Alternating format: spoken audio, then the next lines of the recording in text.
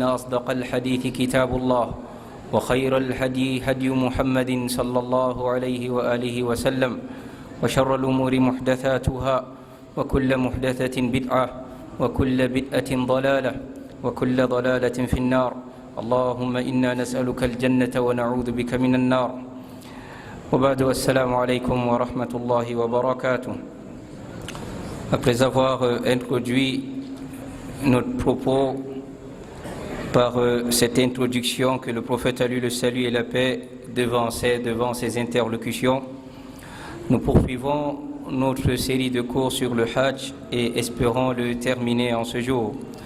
Hier, nous nous sommes appesantis sur les étapes de la Umrah ainsi que les sentences relatives à chacune de ces étapes-là. Aujourd'hui, nous allons nous attaquer au Hajj. Mais avant cela, nous revenons sur certains manquements qui ont été constatés sur les étapes de la Umrah, certainement à cause du temps qui manquait. Premièrement, nous avons dit lorsqu'on arrive au niveau de la Kaaba et qu'on aperçoit la Kaaba, la talbiya, elle s'arrête. Labbaik Allahumma labbaik, labbaik la sharika laka labbaik, innal hamda wal ni'mata laka wal mulk, la sharika lak. Me voici venu à toi, ô Allah, me voici venu à toi. Me voici venu à toi, tu n'as pas d'associé, me voici venu à toi. Certes, toute la louange, le bienfait ainsi que la royauté n'appartiennent qu'à toi. Me voici venu à toi, tu n'as pas d'associé.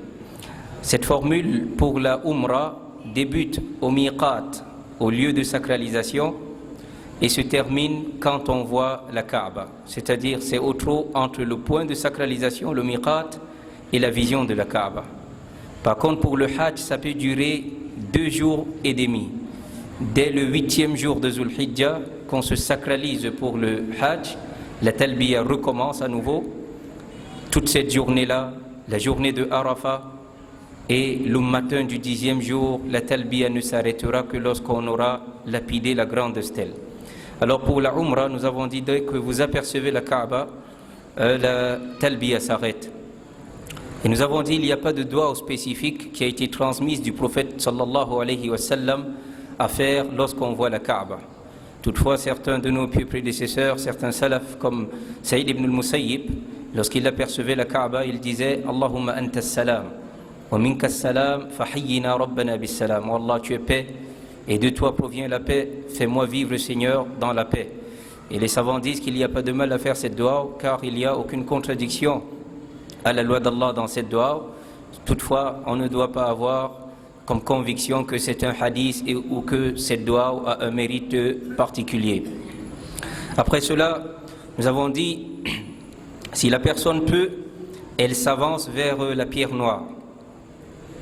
Elle dit Bismillahi Allahu Akbar. Et elle embrasse la pierre noire. Si elle ne peut pas, elle touche la pierre, elle dit Bismillah Allahu Akbar, elle touche la pierre noire et elle embrasse sa main. Et si elle ne peut pas, elle lève la main en direction de la pierre noire de loin en disant Bismillahi Allahu Akbar. Mais cette fois-là sans faire des bisous et autres. Ce que nous avons omis hier, dès qu'il dit cela et qu'il va commencer le tawaf, pour l'homme, ce tawaf qu'on appelle tawaf al-Qudum, le tawaf d'arrivée, qui est le tawaf de la Umrah, il doit découvrir son épaule droite. C'est-à-dire il fait passer l'ihram sous l'aisselle et fait découvrir l'épaule droite. Ça c'est un, comme règle.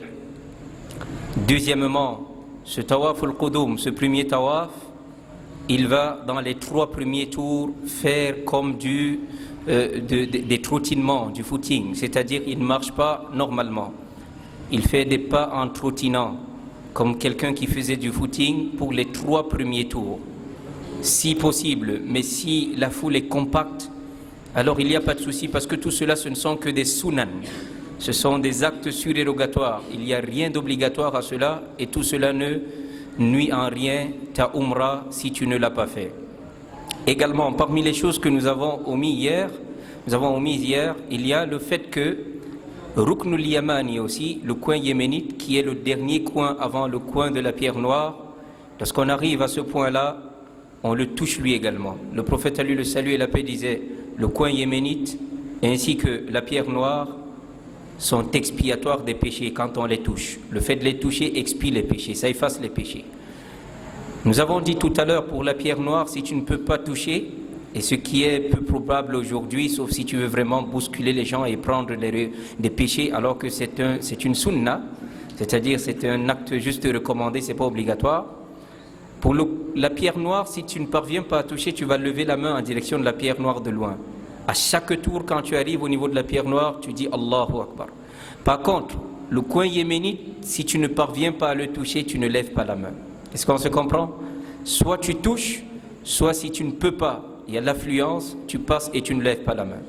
Et nous avons dit, il n'y a pas de doigt spécifique pendant le tawaf, mais entre le coin yéménite et la pierre noire, qui est le dernier mur pour terminer un tour, on ne cesse de répéter Rabbana atina fid dunya hasana wa fil akhirati hasana wa qina adhaban nar. Notre Seigneur, accorde-nous belle part ici-bas, belle part dans l'au-delà, et préserve-nous du châtiment de la guéhenne. C'était quelques points sur lesquels nous avions oublié de mettre l'accent. Également, nous avons dit, quand vous vous rendez à As-Safa et Al-Marwa, arrivé à As-Safa, en partant déjà vous lisez Inna As-Safa wal Marwata min sha'airillah. Certes, As-Safa et Al-Marwa font partie des lieux sacrés d'Allah Tabaraka wa Ta'ala. Vous lisez ce verset. Et arrivé à As-Safa, vous dites Abda'u bima bada Allahu bi. Je commence par ce par quoi Allah a commencé. Il a cité d'abord As-Safa avant de citer Al-Marwa. Donc je commence également à As-Safa. Et là-bas, ça fait partie des endroits où le messager d'Allah, lui le salut et la paix, a levé la main pendant ses doigts durant le Hajj. Il a levé à As-Safa, Al-Marwa, à Arafah, également à Mina lors de la lapidation des Jamarat. La personne fait face à la Kaaba et elle dit Allahu Akbar, Allahu Akbar, Allahu Akbar. Allah est le tout grand, Allah est le tout grand, Allah est le tout grand. La ilaha illallah wahdahu la sharika la. Nulle autre divinité digne d'être adorée en toute vérité, excepté Allah, l'unique sans associé. Lahul mulku wa lahul hamd. À lui la royauté et à lui la louange. Yuhyi wa yumit. Il donne la vie, il donne la mort. Wa huwa ala kulli shay'in qadir. Et il est capable de toutes choses, il est omnipotent. La ilaha illallah wahdah. Nulle autre divinité digne d'être adorée en toute vérité, sauf Allah l'unique. Anjaza wa'da. Il a rempli sa promesse, il a accompli sa promesse. Wa nasara abda. Et il a secouru son serviteur. La promesse était de donner la victoire à l'islam et aux musulmans, de secourir le messager d'Allah sallallahu alayhi wa sallam sur les polythéistes de la Mecque. Wa nasara abda. Il a secouru son serviteur. Wa hazama al-ahzaba wahda. Et il a détruit toutes les coalitions qui ont été faites pour mettre en déroute l'islam.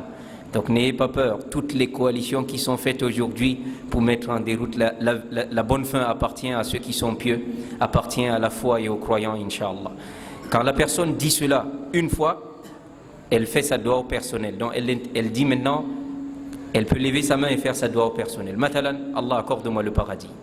Puis elle reprend, Allahu Akbar, Allahu Akbar, Allahu Akbar, La ilaha illallah, wahdahu la sharika la, lahul mulku wa lahul hamdu yuhyi wa yumitu wa huwa ala kulli shay'in qadir, La ilaha illallah wahda, anjaza wa'da, wa nasara abda, wa hazama al-ahzaba wahda.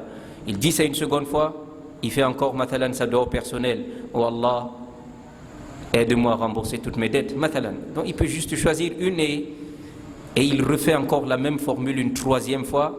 Puis il se dirige vers Al-Marwa. Toutefois, c'est souvent difficile de le faire jusqu'à 3 fois. Les soldats sont là, ils ne veulent pas l'attroupement à cause des bousculades. Si tu parviens à dire une fois, tant mieux, tu peux avancer, il n'y a pas de souci.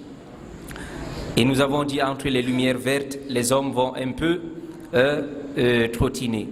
Et nous avons également dit que As-Safa et Al-Marwa, ça ne nécessite pas d'avoir les ablutions. Et que les savants disent que même une femme qui a terminé le tawaf, elle est entre As-Safa et Al-Marwa, et elle ressent que ses menstruations sont venues, elle peut terminer, si elle est vraiment bien protégée, bien habillée, et elle peut terminer ses tours et rentrer, Inch'Allah, Wallahu A'lam. Et également, arrivé à Al-Marwa, ce que nous avions omis hier, il fait la même chose qu'As-Safa. Il se place encore en direction de la Kaaba, et il répète l'invocation que nous avons dit Allahu Akbar, Allahu Akbar, Allahu Akbar, La ilaha illallah wahdahu la sharika la, lahul mulku wa lahul hamdu yuhyi wa yumitu wa huwa ala kulli shay'in qadir, La ilaha illallah wahda, anjaza wa'da wa nasara abda wa hazama al-ahzaba wahda. Il répète ça 3 fois également en intercalant sa dua personnelle, en regardant la Kaaba. Quand il termine, il repart vers Safa. Donc à chaque fois, à Safa et à Al-Marwa, il fait la même chose jusqu'à terminer. Donc nous étions revenus sur ça parce que nous avions omis ces points-là hier. Alors, nous avons dit après avoir terminé à Safa et Al-Marwa, celui qui fait cette Umrah-là, il va soit se raser ou se coiffer, réduire les cheveux. Et nous avons dit pour les hommes, comme il a le Hajj qui l'attend, c'est mieux de réduire d'abord les cheveux, de se coiffer, et après le Hajj, il pourra raser totalement ses cheveux. Et la femme, elle rassemble ses cheveux, la mèche la plus longue, dans la tresse qui est la plus longue, elle coupe l'équivalent d'une phalangette, c'est-à-dire le tiers d'un doigt. C'est tout ce qu'elle coupe. Et dès cet instant, tu t'es désacralisé. L'homme peut porter à nouveau ses habits usuels et tout lui devient permis. Tout ce qui était interdit en état de sacralisation lui devient permis. Il peut toucher au parfum. S'il est avec son épouse là-bas, ils peuvent avoir l'intimité et tout cela. C'est ça le tamattu. C'est-à-dire, après la Umrah, tu te désacralises, tu deviens comme un citoyen de la Mecque, attendant le 8e jour de Zul Hijjah pour entrer à nouveau à sacralisation pour le Hajj. Est-ce qu'on se comprend? Alors, la femme qui était en état d'impurité majeure, qui s'était sacralisée au Miqat à Madina, mais est arrivée en état de menstru, elle est en attente. Si elle se purifie, elle part et termine ses rites, c'est-à-dire elle fait sa Umrah. Et si elle ne parvient pas à se purifier jusqu'à ce que la période du Hajj arrive, qu'est-ce qu'elle fait? Comme disent les savants, elle peut retransformer son intention en ifrat ou qiran. Elle transforme son intention en ifrat, c'est-à-dire le Hajj simple. Et à la fin donc de ce Hajj, elle peut faire un cas de jurisprudence qui a été fait et que certains s'appuient pour aller faire plusieurs umrahs en un seul voyage. Vous le savez, Aïcha radiallahu anha, elle est venue avec le messager d'Allah, alayhi salatu wassalam, au Hajj, mais arrivée à Makkah, elle est arrivée en état de menstruation. Donc elle attendait qu'elle soit propre pour faire sa Umrah. Est-ce qu'on se comprend? Mais la date du Hajj est arrivée le 8 de Zul Hijjah, elle n'était pas encore propre. Elle ne s'était pas encore purifiée des menstrues. Alors le messager d'Allah, lui le salut et la paix, lui a demandé de changer l'intention. Et elle a changé, elle a maintenant fait l'intention de l'Ifrat. Et s'est sacralisée juste pour le Hajj. Et quand elle a terminé les rites du Hajj, elle a dit au messager d'Allah, lui le salut et la paix, nous sommes venus en délégation et tout le monde ici a eu une Umrah et un Hajj, mais moi j'ai seulement eu un Hajj. Le prophète a lui le salut et la paix lui a dit qu'elle sorte du périmètre sacré. Et l'endroit le plus proche pour sortir du périmètre sacré, parce que ça sort vers Taïf, ça sort vers Muzdalifa pour aller à Arafat, l'endroit le plus proche c'était de sortir vers Tan'im. Et comme la femme ne se déplace pas seule en islam, le prophète lui a désigné son mahram, Abdurrahman ibn Abi Bakr, le frère de Aïcha, le fils d'Abu Bakr Siddiq radiallahu anhu. Le prophète lui a dit, accompagne ta sœur, dès qu'elle sort du périmètre sacré, elle dit labbaïk Allahumma umrah, et se sacralise pour la umrah, elle rentre faire ses rites de la umrah. Certains ont pris cette jurisprudence pour, dès qu'ils terminent la umrah, ils se mettent à faire une umrah pour son père, une umrah pour sa mère, une umrah pour son oncle, pour sa tante, pour son grand-père et tout cela. Il ne compte pas. Il revient, il finit, il ressort encore, il revient. Oui, certains savants permettent cette pratique à partir de la jurisprudence de Aïcha. Mais d'autres remettent en question cette pratique. Et wallahu alam, moi c'est l'avis qui me convient le mieux. C'est-à-dire que c'était un cas spécifique. Et chaque femme qui peut se retrouver dans ce cas spécifique, on peut lui accorder de faire cela. Par exemple, comprenons un peu.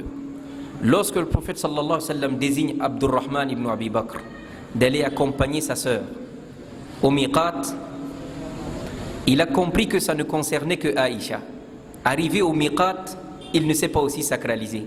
Il n'a pas dit, ok, moi aussi je veux gagner la récompense, je veux faire une deuxième umrah. Il ne s'est pas sacralisé, il est arrivé, elle a dit labbaïk Allahumma umrah, lui l'accompagnait juste comme un garde du corps. Elle est venue, elle faisait le tawaf, Il a fait le tawaf, son tawaf aussi, parce que tu peux faire le tawaf tous les jours quand tu as la possibilité. Mais Safa et Marwa, on ne le fait que dans les rites de la Umrah ou du Hajj. Mais le tawaf, on le fait tous les jours. Elle est allée, elle faisait à Safa et à Marwa, lui marchait juste à côté d'elle, comme quelqu'un qui fait sa marche. Donc il a compris que ça ne le concerne pas. Et nous savons que les Sahaba aimaient le paradis plus que nous. Ils aiment les bonnes œuvres. Tous les Sahaba qui étaient assis là, quand le prophète a dit à Aïcha radiallahu anha, va te sacraliser, viens faire la Umrah, personne d'entre eux n'a bronché en disant, messager d'Allah, donc on peut faire plusieurs Umrah. Est-ce qu'on se comprend? Et personne d'entre eux ne s'est levé pour aller faire ça. Et Aïcha radiallahu anha, quand elle est rentrée à Medina, après ce Hajj là, 4 mois après, le messager d'Allah il est mort. Sallallahu alayhi wa sallam. Aïcha, quand le messager d'Allah, lui le salut et la paix est mort, elle avait 18 ans. Elle a vécu jusqu'à plus de la cinquantaine. Elle est revenue plusieurs fois au Hajj et n'a plus jamais fait ces genres d'actes-là. Et Abdullah ibn Abbas, quand il voyait même des gens sortir, aller se sacraliser, revenir, il disait, j'ai peur pour vous, qu'un châtiment vous atteigne. Vous délaissez la Kaaba ici et vous sortez pour revenir au lieu de faire seulement le tawaf. Alors ce qui est recommandé à quelqu'un lorsqu'il a terminé la Umrah, c'est de maximiser le tawaf. Parce que c'est une adoration qui ne se retrouve que là-bas. Le tawaf, tu ne peux pas faire ça nulle part ailleurs, c'est seulement là-bas. Maximise le tawaf. Si tu veux faire autant que tu veux, dès que tu termines le tawaf, tu fais 2 rakats, tu reprends encore. Est-ce qu'on se comprend? Mais les savants disent que à qui il est permis de faire ce genre de cas. Maintenant, on est arrivé avec une femme, elle est en état de menstru jusqu'à ce que le Hajj entre, elle n'a pas pu faire sa Umrah.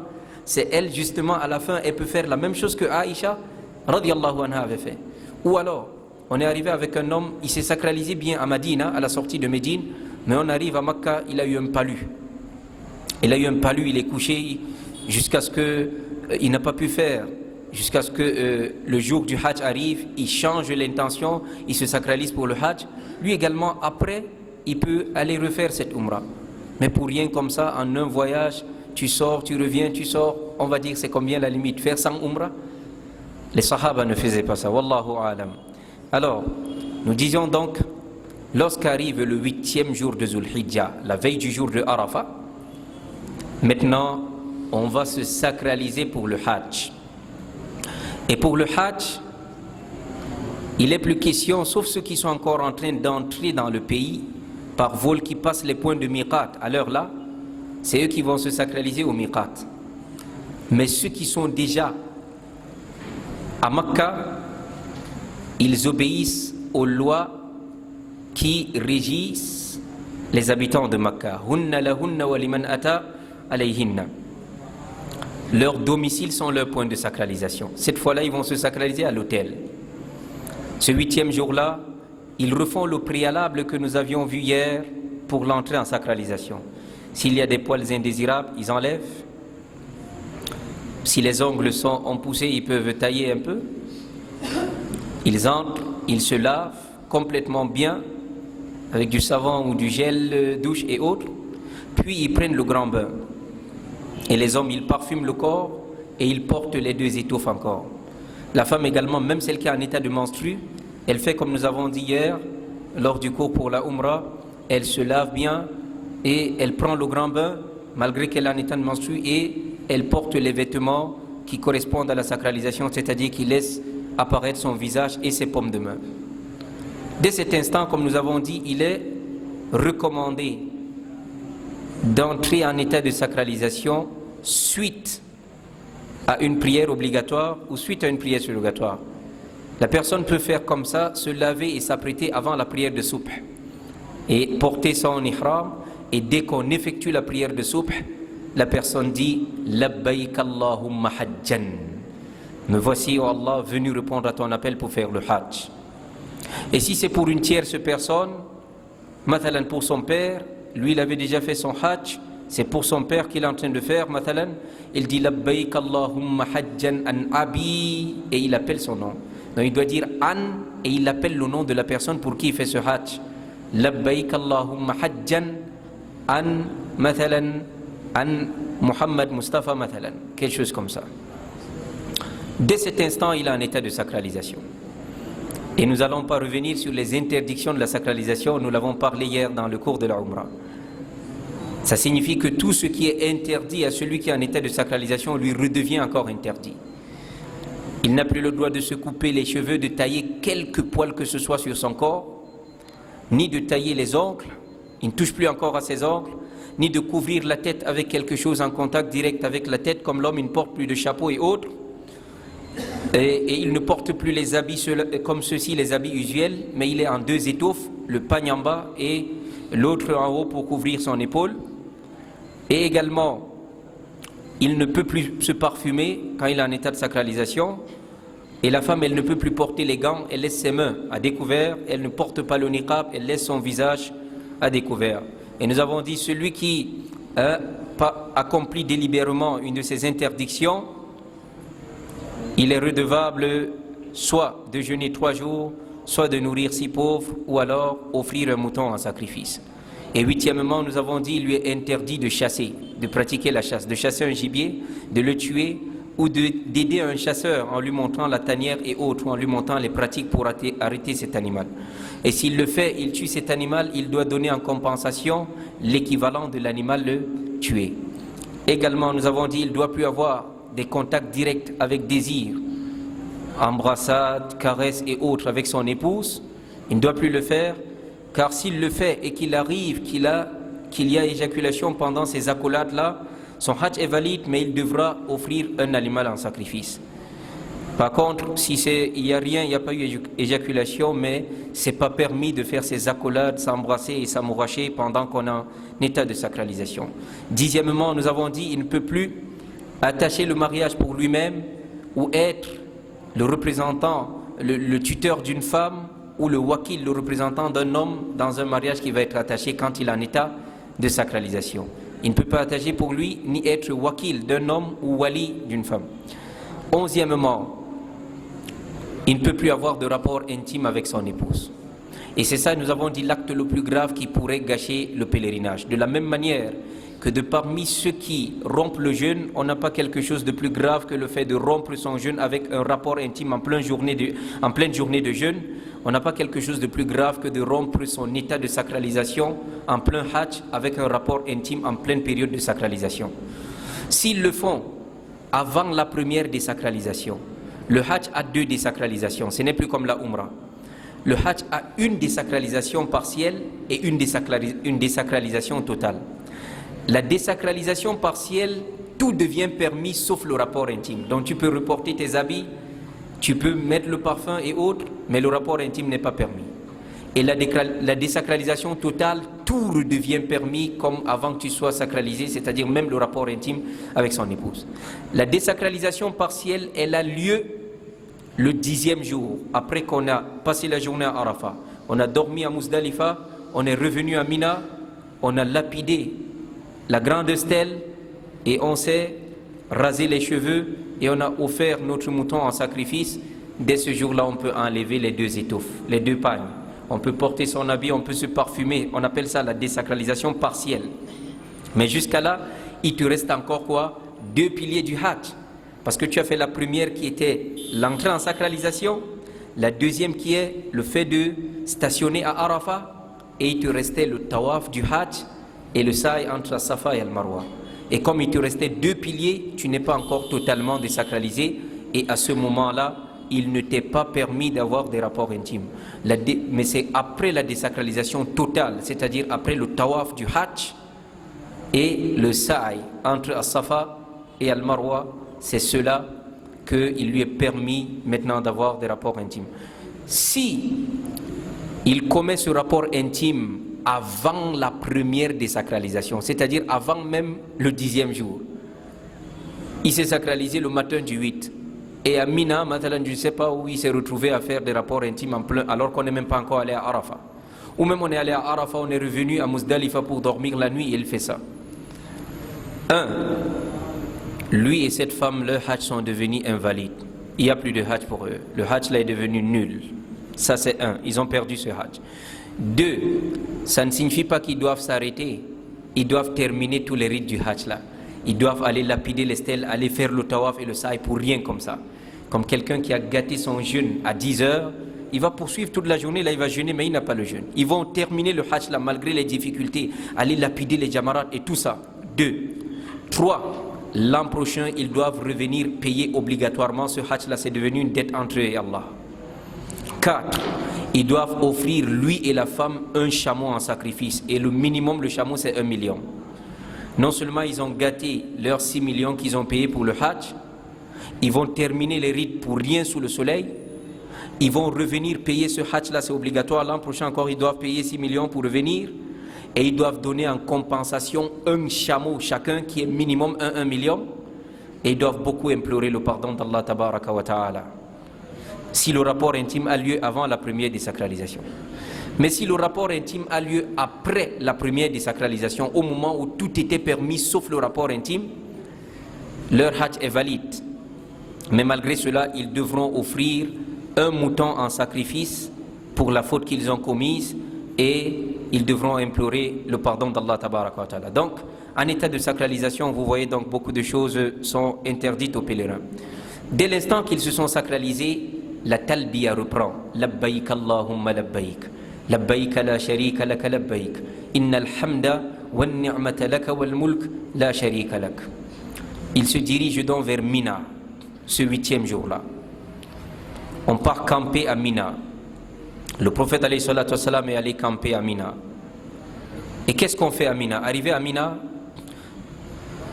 mais cette étape d'aller camper à Mina, elle n'est pas une obligation du hajj. On va voir ça à la fin. C'est un acte surrogatoire du hajj. Celui qui reste même à Makkah et le 9e jour il part direct à Arafat, il n'y a rien sur lui. Est-ce qu'on comprend? Mais pour suivre la sunna et pour avoir les récompenses, le prophète sallallahu alayhi wa sallam est allé camper à Mina le 8e jour. On va camper à Mina pour se reposer. Et on ne doit pas oublier que Mina est toujours dans le périmètre sacré, dans lequel les bonnes actions sont décuplées ainsi que les mauvaises. On passe la journée soit dans la talbiya, labbaik Allahumma labbaik, tantôt dans la lecture du Coran, tantôt dans les dhikr, les baqiyat as-salihat, subhanallah walhamdulillah, wa la ilaha illallah wallahu akbar, les salat ala nabi, al-istighfar, tantôt dans les takbirat, Allahu akbar, Allahu akbar, Allahu akbar, la ilaha illallah, Allahu akbar, walillahi alhamd. On n'est pas là à Mina pour devenir un grand touriste. On marche, ici c'est le Canada, là c'est les tentes de l'Iran, là c'est les États-Unis, là c'est le Soudan. Tu es devenu un... Le messager d'Allah, lui le salut, la paix, allait à Mina pour se reposer, pour se préparer pour le grand jour de Arafat. Mina était plus proche de Arafat que Makkah. C'est un peu comme si tu as une grande échéance dans un pays et tu t'approches de la frontière du pays pour dormir là, pour que le matin très tôt tu entres dans ce pays-là. Est-ce qu'on se comprend? Le messager d'Allah allait à Mina pour se reposer et prendre des forces et camper à côté de Arafat, parce que le grand rendez-vous du pèlerin c'est Arafat. Al-Hajju, Arafat, le pèlerinage c'est Arafat. On se repose à Arafat. On va y prier nos prières en les raccourcissant, mais on ne fait pas le jam'u, on ne les jumelle pas. On prie Zuhur à son heure, mais seulement 2 rakats. On prie Asr à son heure, 2 rakats. On prie Maghrib à son heure, 3 rakats. On prie Isha à son heure, 2 rakats. Est-ce qu'on se comprend? On réduit les prières. On est là pour se reposer. Le lendemain matin, dès qu'on a prié Subh et qu'on est à Mina et que le soleil s'est levé, est-ce qu'on se comprend? Quand le soleil se levait, donc le 9e jour à Mina, le messager d'Allah sallallahu alayhi wa sallam marchait vers Arafat, le grand rendez-vous du pèlerin. Il marche vers Arafat. De nos jours, les gens partent souvent de Makkah vers Mina le 8e jour de nuit, et ils partent de Mina vers Arafat de nuit à cause de l'embouteillage et autres.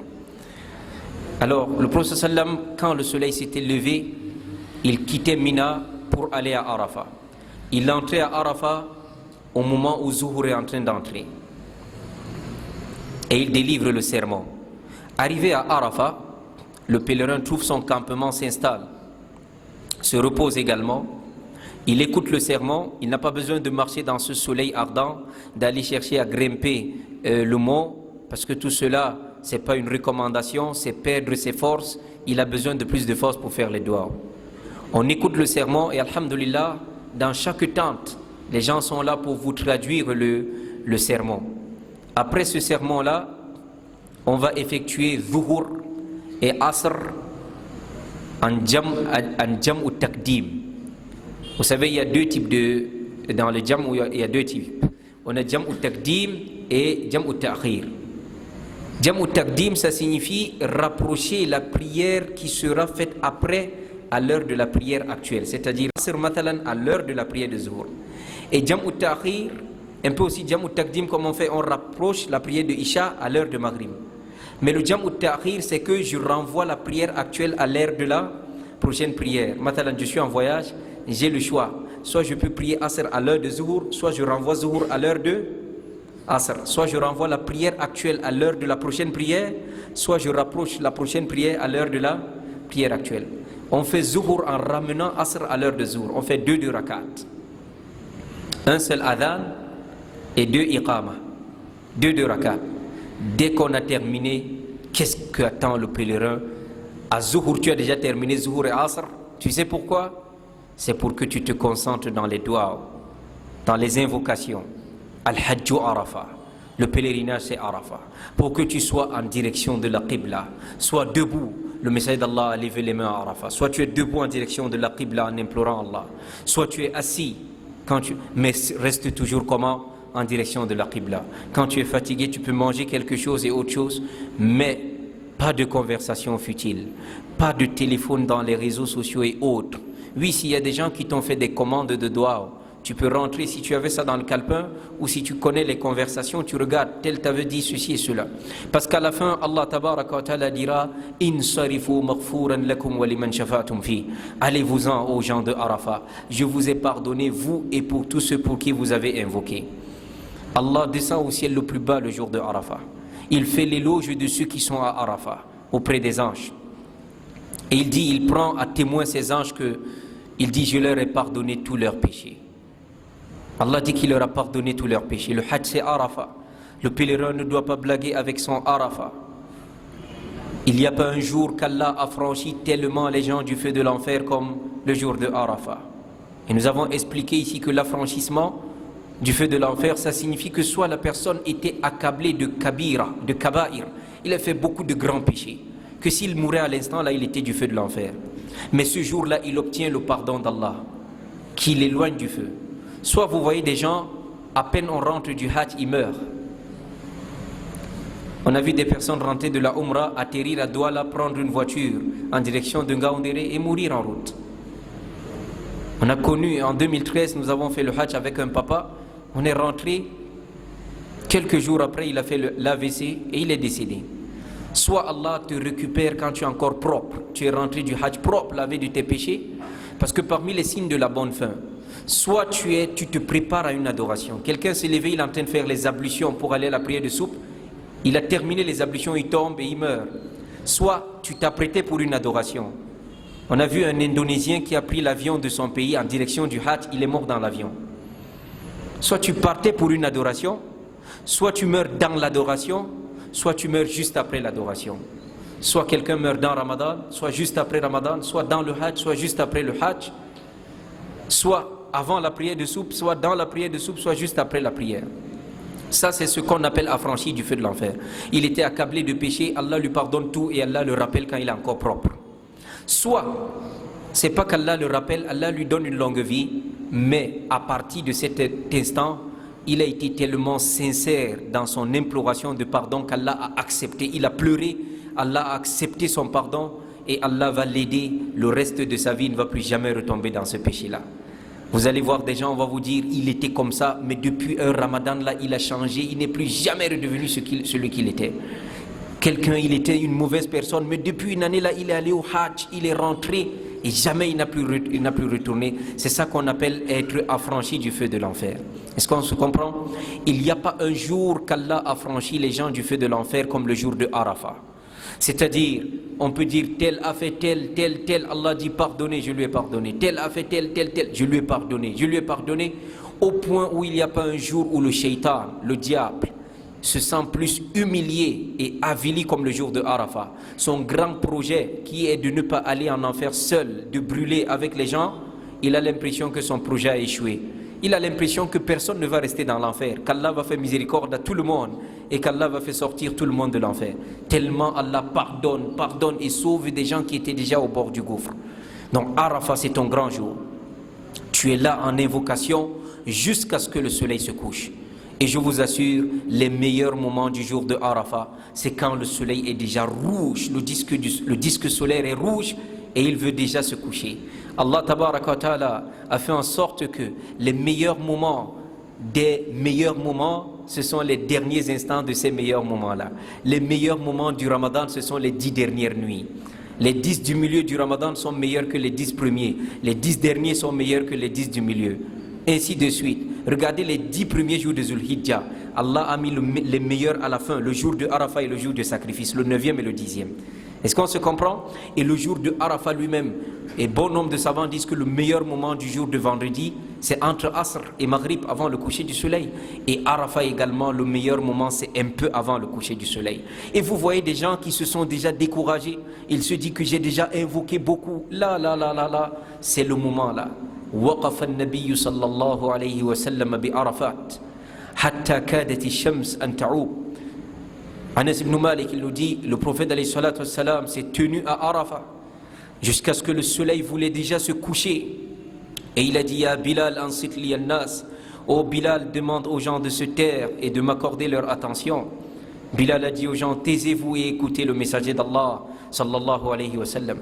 Et le messager d'Allah, lui, le salut et l'appel leur a dit, Jibril alayhi salam, l'ange Gabriel, a lui la paix, m'est venu il y a peu. Il m'a transmis de la part de mon Seigneur la salam. Et il m'a dit, Inna Allah ghafara li ahli Arafat. Allah m'a envoyé te dire qu'il a pardonné à tous les gens qui sont à Arafat. C'est le jour où ils deviennent comme leur mère les a mis au monde. Allah a pardonné à tous les gens de Arafat, wa ahli al-mash'ar, et tous ceux qui se trouvent dans ces symboles-là jusqu'à Muzdalifa. Quand ils ont entendu ça, les Sahaba, quand ils n'ont pas compris une chose, ils posent la question au messager d'Allah sallallahu alayhi wa sallam. Umar radiyallahu anhu, il dit au messager d'Allah, alana khassa, est-ce que ce mérite-là c'est pour nous seulement, nous qui sommes avec toi aujourd'hui à Arafat? Le sallam dit, lakum wa liman ata ba'dakum, c'est pour vous et pour tous ceux qui vont venir après vous. Tous ceux qui se tiendront à Arafat, ici Allah leur pardonnera tous leurs péchés. Umar radiyallahu akbar. Et il a loué Allah tabaraka wa ta'ala. Al-Hajj Arafat. Le pèlerin passe donc la journée à Arafat, qu'il invoque pour lui, qu'il invoque pour ses parents, qu'il invoque pour ses enseignants, qu'il invoque pour sa terre, qu'il invoque pour ses dirigeants, qu'il invoque pour la communauté, qu'il invoque pour ce bas monde et qu'il invoque également, il cherche l'au-delà. Parce qu'Allah dit وَمِنَ النَّاسِ مَنْ يَقُولُ رَبَّنَا آتِنَا فِي الدُّنْيَا وَمَا لَهُ فِي الْآخِرَةِ مِنْ خَلَاقٍ. Il y a des gens qui vont là-bas pour ne demander à Allah que le dunya. Ils ne demandent que ce bas monde, les postes, les maisons, les grosses voitures et autres. Allah dit il n'aura même pas une aiguille dans l'au-delà. وَمِنْهُمْ مَنْ يَقُولُ رَبَّنَا آتِنَا فِي الدُّنْيا حَسَنَةً وَفِي الْآخِرَةِ حَسَنَةً وَقِنَا عَذَابَ النَّارِ. Il y a parmi eux ceux qui disent Seigneur, accorde-nous belle part ici-bas, belle part dans l'au-delà et préserve-nous du châtiment de la guéhenne. Demande le bas monde et l'au-delà et invoque pour ceux qui t'ont précédé dans l'au-delà, pour tes parents. N'oublie personne dans tes doigts. Et étudie adab ou doa, les règles de bienséance pour faire une doa, louer Allah, le glorifier, faire la salat à la Nabi, implorer le pardon d'Allah avant de faire ses propres déléances et demander l'au-delà et ce bas monde. Qu'Allah nous facilite. Après que le soleil se soit couché, Maghrib est entré, ça les trouve à Arafat, mais les pèlerins ne prient pas Maghrib à Arafat. Ils rentrent vers Muzdalifa. Et c'est le jour où ils vont voir une foule qu'ils n'ont jamais vue pareille. Le déferlement. Les gens déferlent. فإذا الله تبارك وتعالى فإذا أفضتم من عرفات فاذكروا الله عند المشعر الحرام. Et quand vous quittez d'Arafat et que vous déferlez, invoquez Allah al-Mash'ar al-Haram qui est à Muzdalifa. Ils arrivent à Muzdalifa et ils prient Maghrib et Isha en Jam'u. Ils raccourcissent la prière d'Isha. Cette fois-là, c'est Jam'u Ta'khir, c'est-à-dire ils ramènent Maghrib à l'heure de Isha. Ils peuvent arriver à 22h, 23h à Muzdalifa, c'est à l'heure-là qu'ils vont prier Maghrib et Isha. On est à la veille du jour de fête pour ceux qui ne sont pas allés là-bas. C'est-à-dire ceux qui ne sont pas allés, et le pèlerin ne jeûne pas le jour de Arafat. Parce que le prophète n'a pas jeûné le jour de Arafat. Pour ceux qui sont au pèlerinage, pour avoir plus de force pour invoquer Allah. C'est ceux qui ne sont pas au pèlerinage qui jeûnent pour avoir 2 années espérer l'expiation de 2 années de péché. Arrivé à Muzdalifa, il prie Maghrib et Isha, il les jumelle et il prie Isha à 2 rakats. On dort à la belle étoile. Muzdalifa, c'est la belle étoile. Tout le monde est là. les gouvernants et les gouvernés, tout le monde dort à la belle étoile. Et vous vous rappelez de Yawm al-Qiyamah, celui qui va au Hajj et il n'apprend pas l'humilité et que ça ne tue pas un peu l'orgueil qu'il a dans lui, jamais il va changer. Jamais son orgueil ne va changer. À Muzdalifa, on dort à même le sol. La meilleure des créatures d'Allah a dormi à même le sol. Vous avez eu des images des présidents dormir à même le sol. Tout le monde dort à même le sol. Tu te rappelles du jour où tu vas ressusciter. Yawma yaqumun nasu li rabbil alamin.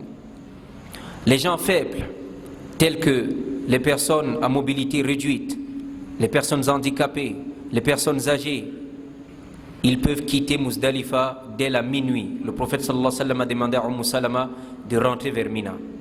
Mais quelqu'un qui est bien portant, il est obligatoire pour lui de passer toute la nuit à Muzdalifa jusqu'à ce que le matin le trouve là. On reste à Muzdalifa, le matin nous trouve, on prie la prière de Subh à Muzdalifa et on reste. Il y a l'endroit, certains savants disent que c'est tout Muzdalifa qui est al-Mash'ar al-Haram. Fadhkurullaha inda al-Mash'ar al-Haram. Et d'autres disent que non, c'est un endroit précis à Muzdalifa qui est al-Mash'ar al-Haram. En tout cas, même si c'est un endroit précis, c'est difficile aujourd'hui de le retrouver. À l'endroit où tu as prié Subh à Muzdalifa, tu restes en regardant la Qibla et tu fais beaucoup de doigts. Tu invoques Allah tabaraka wa ta'ala abondamment. Le prophète a également beaucoup, il a levé la main là-bas aussi, il a beaucoup invoqué son Seigneur. On reste à Muzdalifa jusqu'à ce que le ciel devienne clair. Jusqu'à ce que le ciel devienne clair, mais avant que le soleil ne se lève. Quand le dehors est clair, on ramasse nos petits cailloux, soit pour tous les jours qu'on va lancer à la Jamarat, ou alors pour juste le 10e jour, nos 7 petits cailloux. C'est des petits cailloux, c'est pas gros. Le messager d'Allah a vu les gens ramasser des grosses pierres, il leur a dit non. Iyyakum wal ghulu, je vous mets en garde contre l'excès, contre l'exagération dans la religion. C'est des petits cailloux. On ramasse et on se dirige vers Mina. On rentre vers Mina ce 10e jour-là. Arrivé ce matin du 10e jour, c'est le seul jour où on lapide le matin. Parce que les autres jours, on va lapider après la prière de Zuhr. On arrive, on traverse la petite stèle, la moyenne, et on va viser Jamaratul Aqaba, la grande stèle. Et alhamdulillah, les soldats sont là pour vous empêcher de viser la mauvaise stèle. Ils vous envoient vers la bonne stèle. Et parfois c'est le jour où il y a souvent ces bousculades, parce que les 4 millions de pèlerins sont en train d'aller vers le même endroit. C'est souvent ce 10-là, ce matin de fête, qu'Allah facilite. Alors, arrivé, il lapide la stèle en disant, il ne lance pas tous les 7 cailloux d'un coup, il lance un caillou. Et s'il doute sur le nombre de cailloux, c'est 5 ou 6, il prend le plus petit nombre et il complète. Il lance en disant, Allahu Akbar, Allahu Akbar, Allahu Akbar. Et si vous revenez dans le cours que nous avons fait intitulé Les bienfaits du Hajj, vous allez voir les récompenses qu'il gagne en lançant les Jamarat. Il peut en disant Allahu Akbar, il ajoute en disant Allahumma ij'alhu hajjan mabroura wa sa'yan mashkoura wa dhanban maghfoura. Allah fait en sorte que ce soit un Hajj agréé, des péchés pardonnés et des efforts récompensés. Quand il lapide la grande stèle, il part immoler la bête. Mais comme il a déjà payé à un guichet qui sera fait par l'État, le royaume de l'Arabie Saoudite même qui organise cela dans son abattoir, ça il sait que c'est déjà fait. Il va faire quoi? Après la lapidation, il y a le fait de l'immolation, et après l'immolation, ils partent se raser. Ce jour-là, ce qui est meilleur pour les hommes, c'est de faire ce que nous appelons le Congo-Liban. C'est-à-dire qu'il doit faire la boule à zéro. Il y a des gens qui adorent leurs cheveux. Tu n'es pas allé au Hajj pour être beau, mon frère. Tu es allé pour adorer Allah et rentrer comme le jour où ta mère t'a mis au monde. Vous dites aux gens, rase-toi, il dit que non, je vais être laid. Le prophète sallam avait les plus beaux cheveux que toi, il les a rasés totalement. Pour chaque poil de cheveux qui tombe de ta tête, tu as une récompense et un péché pardonné. Et le sallam a invoqué à 2 reprises en disant Allahumma ghfir lil muhalliqin. Oh Allah, pardonne à ceux qui se rasent totalement. Pardonne à ceux qui se rasent totalement. Et tu sais que l'invocation du messager d'Allah, à lui le salut et la paix, est mustajab, est exaucée. On se rase complètement, c'est ce qui est meilleur. Et les femmes coupent justement encore une phalangette, l'équivalent du tiers d'un doigt. Dès cet instant, on a fait ce qu'on appelle la petite désacralisation. On peut se laver, on peut se parfumer, on peut porter nos habits. Et on a vu des gens, dès qu'ils se sont lavés, ils ont porté les habits, ils disent qu'on va aller prier la prière de fête par où? comme c'est le 10e jour. Nous leur avons dit, ça ne nous concerne pas, ça concerne ceux qui sont au pays. Nous, c'est le travail qui nous attend. Il y a le tawaf, al-ifada et as-sa'i. On peut donc partir pour la Mecque directement pour aller faire le tawaf du Hajj, qui est appelé le tawaf al-ifada. Et nous avions déjà cité les règles du tawaf, nous n'y revenons pas. Là, il n'y a plus encore l'épaule découverte, et parce que tu portes tes habits. Et même comme on peut inverser l'ordre, celui qui part lapider la grande stèle, même s'il ne sait pas encore quoi faire, il peut partir directement faire le tawaf. Et s'il part avec les habits, les deux tuniques, il ne fait plus découvrir l'épaule. Est-ce qu'on se comprend? Ça concernait que le tawaf de la Umrah. Et il ne fait plus de footing, il ne trottine plus. Il n'y a plus ça. Mais pour la plupart, on revient avec nos habits là. Et c'est le tawaf le plus merveilleux, parce que tous les étages de Masjid al-Haram sont pleins. Les 2-3 millions de pèlerins sont là. En bas, au milieu, en haut, ça marche très doucement. C'est plein.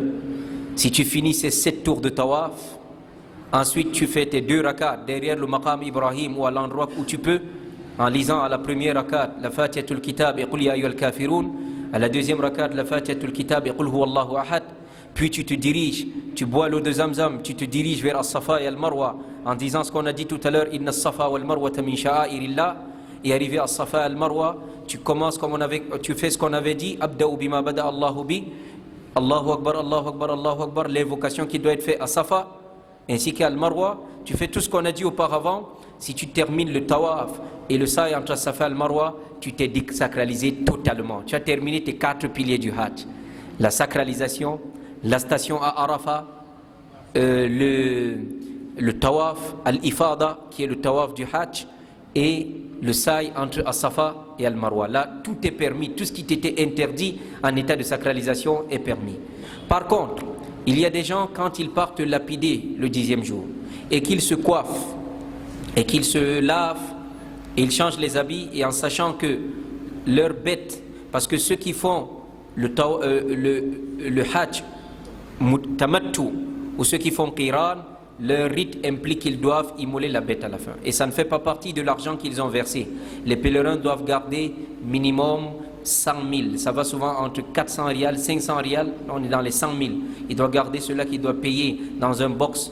Parce que celui qui ne trouve pas de quoi offrir ce mouton-là, Allah dit فَمَنْ لَمْ يَجِدْ فَصِيَامُ ثَلَاثَةِ أَيَّامٍ فِي الْحَجِّ وَسَبْعَةٍ إِذَا رَجَعْتُمْ. Il va jeûner 3 jours au Hajj et 7 jours quand il sera rentré. Tilka asharatun kamila, cela fera 10. Alors, le pèlerin peut également, après avoir lapidé la stèle le 10e jour, au matin, et qu'il sait que son mouton a été immolé à l'abattoir, et qu'il est rentré, il s'est rasé, il s'est coiffé, il s'est lavé, il s'est désacralisé partiellement, s'il veut, il reste à Mina, il se repose. C'est après le jour où il sera sorti de Mina pour aller rentrer définitivement à Makkah. Il a jusqu'au 30 Zulhijjah pour terminer son tawaf et son sa'i. Est-ce qu'on se comprend? Donc voilà. Et pour la plupart, les pèlerins restent souvent se reposer à Mina. C'est le jour où ils sortent qu'ils partent faire le tawaf et le sa'i. On reste donc à Mina ce 10e jour. Parce que même si on est allé faire le tawaf et le sa'i ce 10e jour, il est obligatoire de rentrer à Mina et que la nuit nous trouve à Mina. Parce que ces nuits-là font partie des obligations. Le matin du 11e jour, on se rappelle que la talbiya, labbaik Allahumma labbaik, s'était déjà arrêté le 10e jour. Dès qu'on arrive pour lapider la stèle, labbaik Allahumma labbaik est fini. Maintenant, on est dans les takbirat. Allahu Akbar, Allahu Akbar, Allahu Akbar. La ilaha illallah, Allahu Akbar, walillahi alhamd. Le matin du 11e jour, à Mina, dans le lendemain du jour de fête, de sacrifice, ce jour-là, on ne part pas lapider le matin, comme c'était le 10e jour. On va aller lapider après le zawal. Et les gens qui vous disent que non, il y aura le soleil, mieux on part le matin, le Cheikh Bimbas et bon nombre de savants, rahimahumullah, ils disent que celui qui lapide le matin ce jour-là n'a pas de lapidation. Parce que l'islam te permet d'attendre même jusqu'à Asr, jusqu'à voir la nuit, jusqu'à avant minuit pour aller lapider. Si c'est le soleil, tu peux attendre que le soleil se refroidisse après Asr ou même après Maghrib pour aller lapider, mais pas le matin. Est-ce qu'on se comprend? On va lapider après le zawal. Le 11 et le 12, le prophète sallallahu alayhi wa sallam allait lapider quand Zuhur entre. c'est-à-dire c'est après Zuhur. Ce moment-là, on part lapider avec 21 cailloux, c'est-à-dire la petite stèle, Allahu Akbar, Allahu Akbar, Allahu Akbar. Et si on est venu lapider pour soi et pour quelqu'un d'autre, on lapide d'abord pour soi et après on lapide également pour quelqu'un. Parce que ceux qui sont malades, qui ont mal aux pieds, les personnes âgées, ils peuvent donner aux gens lapider pour nous, c'est permis. Tu lapides les stèles d'abord pour toi, puis tu lapides pour la personne. Après la première stèle, on se place en direction de la Qibla et on fait la dua. Le prophète a fait de longues duas à ces endroits. Après la lapidation de la seconde stèle, la moyenne, on se place encore en direction de la Qibla, on fait de longues duas. Le prophète sallam l'a fait. C'est vrai que parfois les soldats ne vous laissent pas à cause de l'affluence, ils ne veulent pas l'embouteillage, donc il faut être bref dans ces duas. Et après la lapidation de la troisième stèle, on s'en va. Ainsi on a terminé le 11e jour. Le 12e jour également, après Zuhur, on part lapider la moyenne, la petite, la moyenne et la grande stèle. Au 12e jour, après avoir lapidé les stèles, on peut rentrer directement à Makkah. Mais la condition, c'est qu'il ne faut pas que le soleil se couche. Maghrib entre et te trouve à Mina. Si Maghrib entre et te trouve à Mina le 12e jour, cette nuit-là également devient obligatoire. Tu vas rester pour rentrer le 13e jour à Makkah. Est-ce qu'on se comprend? Mais si Maghrib ne te trouve pas, tu peux rentrer le 12e jour. Allah le Très-Haut dit وَمَنْ تَعَجَّلَ فِي يَوْمَيْنِ فَلَا إِثْمَ عَلَيْهِ وَمَنْ تَأَخَّرَ فَلَا إِثْمَ عَلَيْهِ لِمَنِ اتَّقَى. Celui qui s'empresse de quitter Mina après 2 jours, donc au 12e jour, il n'y a pas de péché sur lui, et celui qui reste également au 13e jour, il n'y a pas de péché sur lui s'il le fait par crainte d'Allah. Donc on peut rentrer définitivement à Makkah le 12e jour, ou on peut rester le 13e jour et aller encore lapider la stèle après Zuhur, la petite, la moyenne et la grande, et rentrer définitivement à Makkah.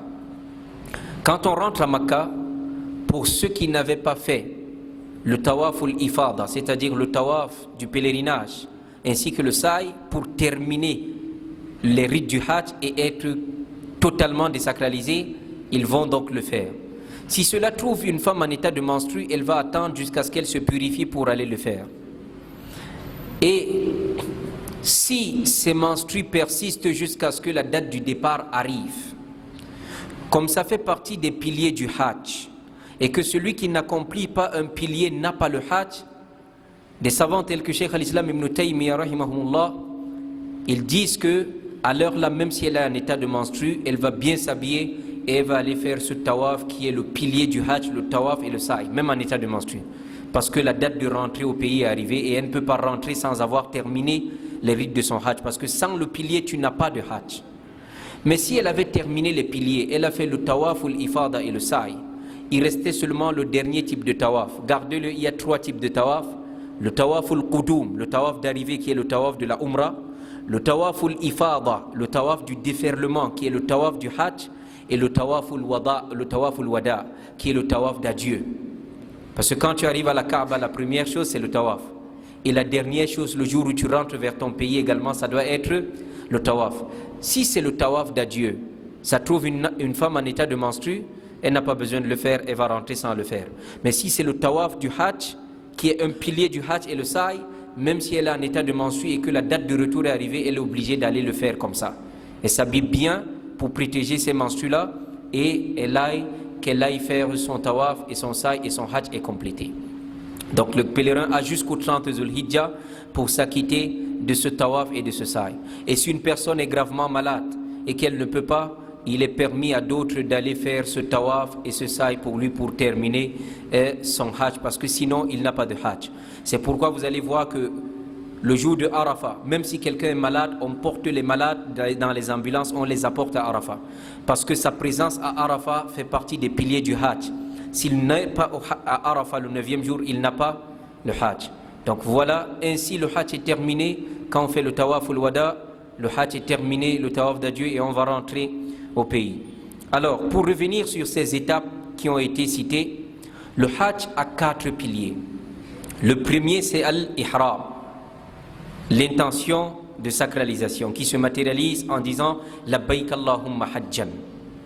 2. Al-wuqufu bi Arafah, la station à Arafah. 3. Tawaf al-ifada, le tawaf qui est le tawaf du Hajj, le tawaf du déferlement. Et 4. as-sa'i bayna as-safa wal marwa, les va-et-vient entre as-safa et le marwa. Ça, c'est les 4 piliers du hajj. Sans ça, tu n'as pas de hajj. Si un n'est pas là, tu n'as pas de hajj. C'est pourquoi même une personne malade, on l'amène à Arafat. Le 8e jour, on lui dit, dis labbaik Allahumma hajjan, il se sacralise, même s'il est malade. On peut pilier, sinon il n'a pas de hajj. Est-ce qu'on se comprend? Et le hajj a également les obligations. La première obligation, comme on a parlé de la Umrah aussi hier, c'est la sacralisation au miqat, c'est-à-dire tu ne dépasses pas le miqat sans être sacralisé. Et le miqat pour les gens du hajj, comme nous avons dit, c'est leur hôtel. En tout cas, c'est le périmètre sacré de Makkah. Deuxièmement, la station à Arafat jusqu'au coucher du soleil. Celui qui entre à Arafat, même l'espace d'un clin d'œil, il reste là et il sort. Le 9e jour, son hajj est valable. Il a rempli le pilier du hajj. Mais il a laissé une obligation. L'obligation, c'était de rester jusqu'à ce que le soleil se couche à Arafat. Est-ce qu'on se comprend? Le pilier, c'est d'être à Arafat, même l'espace d'1 minute, le 9e jour. Mais l'obligation, c'est de rester à Arafat jusqu'au coucher du soleil. 3. Rester à Muzdalifa la nuit du 10, donc la nuit qui précède le 10e jour de Zulhijjah, quand on a quitté Arafat. On doit rester toute la nuit jusqu'au matin, sauf les personnes âgées, handicapés, à mobilité réduite et autres, qui peuvent quitter dès minuit. Mais sinon, c'est obligatoire pour le pèlerin de rester jusqu'au matin. C'est une obligation du Hajj. 4. Rester à Mina, les nuits dites de Tashriq, c'est-à-dire l'obligation du Hajj, le fait de se raser ou se réduire les cheveux après les rites. C'est une obligation. 7. Le tawaf al-wada, la circumambulation d'adieu. Et certaines madahib ont enlevé ça, ils ont mis plutôt à la place la talbiya, c'est-à-dire labbaïk Allahumma labbaïk également, qui fait partie des obligations du Hajj. Et celui qui délaisse une de ces obligations-là, il doit compenser cela en offrant en sacrifice un mouton dont la chair sera partagée dans les limites du périmètre sacré de Makkah. Quant à ce qui est sunna pour le Hajj, celui qui délaisse, il n'a rien. Le fait masalan de se laver, de prendre le grand bain avant d'entrer en état d'ihram, le fait d'entrer en état d'ihram dans 2 pagnes de couleur blanche. Si vous voyez quelqu'un avec 2 pagnes de couleur bleue, il n'y a pas de problème. La couleur blanche, c'est la sunna. Est-ce qu'on se comprend? 3. Certains disent la talbiya, et d'autres l'ont mis dans les obligations, élever la voix en récitant la talbiya pour les hommes. 4. Rester à Mina le 8e jour. C'est une sunna. 5. Embrasser la pierre noire. Aller faire embrasser le Hajar al-Aswad, c'est une sunna, c'est pas une obligation. Si tu vas à Makkah, tu rentres sans embrasser la pierre noire, il n'y a rien. Ne va pas bousculer les gens. Comme faire 2 unités de rakat dans le Rawda, à la mosquée du Prophète sallam, c'est une sunna. Si tu rentres, tu ne l'as pas fait, ne te fâche pas. Également, al-ittiba, c'est-à-dire de découvrir l'épaule droite pour faire la umrah là. Celui qui oublie ne le fait pas, il n'y a rien sur lui. Monter l'épaule droite pour le tawaf de la umrah. Également le fait de trottiner dans les 3 premiers tours de la umrah, c'est une sunna. Celui qui ne le fait pas, il n'y a rien sur lui. Et la circumambulation d'arrivée pour ceux qui effectuent les rites al-qiran ou al-ifrat. Voilà donc ce qui a été l'ensemble de ce que le pèlerin devrait savoir pour son hajj. Et nous avons dit ici que l'offrande qu'il offre pour le hajj, il y a des gens, quand on leur dit d'offrir le mouton à sacrifier pour le hajj, ils disent j'ai laissé mon mouton à la maison. Le mouton de sacrifice là, ça a un autre nom, ça s'appelle Udhiya. Le mouton du hajj, ça s'appelle Hadi. Allah dit famastaysara min al-hadi, faman tamatta'a min al-umrati ila al-hajj famastaysara min al-hadi. Le mouton que si tu as gâté une obligation du hajj et que tu dois te rattraper, tu l'offres, ça s'appelle fidya, fa fidyatun. Est-ce qu'on se comprend? Il y a des pèlerins, vous leur dites donnez l'argent du mouton, il dit non, moi j'ai laissé mon mouton au pays. Ça ne c'est pas les mêmes choses. Ce mouton-là, celui qui a fait tamattu et qiran doit offrir ce mouton à la fin du rite. S'il n'a pas l'argent, il jeûne 3 jours à Makkah et il va jeûner 7 jours quand il sera revenu. Et ce mouton doit correspondre aux caractéristiques du mouton de sacrifice ici. Il ne doit pas être borgne, un œil qui ne voit pas, il ne doit pas avoir l'oreille ou la corne coupée, il ne doit pas être boiteuse, ça ne doit pas être une bête boiteuse, une bête trop maigre ou visiblement malade. Et ça a des âges, comme vous le savez. Il y a un certain âge, on parle de 6 mois, pas moins de 6 mois pour la chèvre, on dit l'agneau, le mouton pas moins de 6 mois, pour la chèvre pas moins d'1 an, pour la vache ou le bœuf pas moins de 2 ans et pour le chameau pas moins de 5 ans. Et ici, j'aimerais attirer l'attention. Si je suis ici au pays, quand je vais offrir le sacrifice, le jour de sacrifice, qu'est-ce qui est meilleur?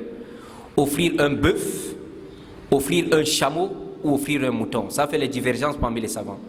D'aucuns ont dit que comme le messager d'Allah, lui le salut et la paix, dit celui qui arrive à la première heure le jour du vendredi, c'est comme s'il avait offert un chameau en sacrifice, à la deuxième heure comme s'il avait offert un bœuf, à la troisième heure comme s'il avait offert un bélier, un mouton, à la quatrième heure comme s'il avait offert un coq, à la cinquième heure comme s'il avait offert un œuf. Ils disent donc que le chameau est meilleur que le bœuf est meilleur que le mouton. Est-ce qu'on se comprend?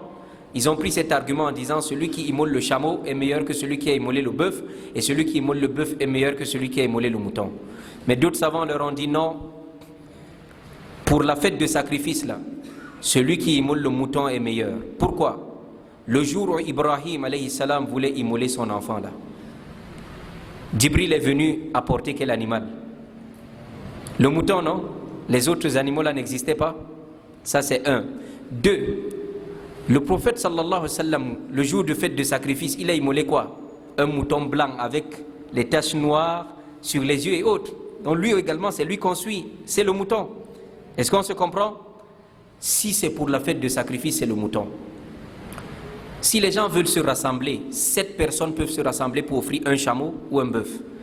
Mais si 7 personnes se rassemblent pour offrir un chameau ou un bœuf en sacrifice, celui qui offre le mouton seul est meilleur qu'eux.